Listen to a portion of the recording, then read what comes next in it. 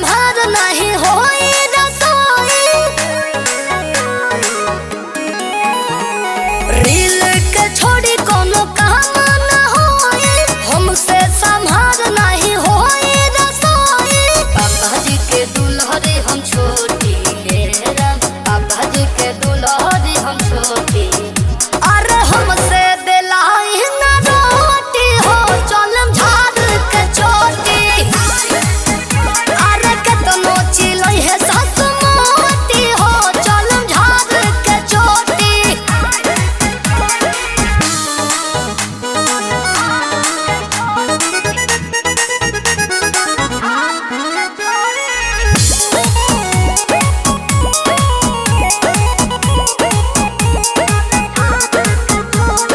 Digital जमाना के होई हम बहू, पेन्हब न सारे लोग कहे कुछऊ।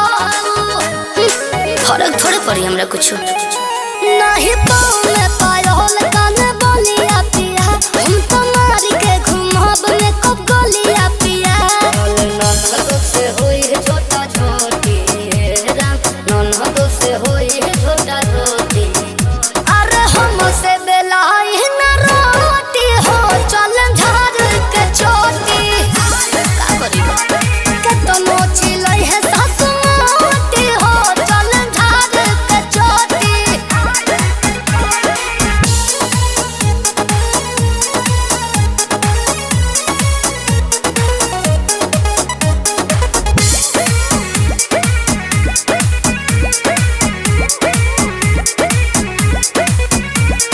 मूर्खन मलाई खत बानी पोसाई, माई सिखौल नइखे हमके डराई।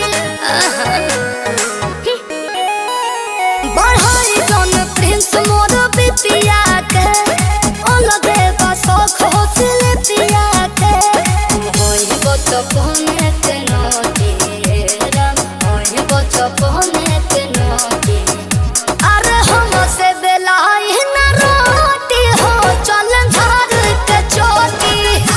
का करी केतनो चिलई है सासु मोटी हो, चलम झाड़ के चोटी।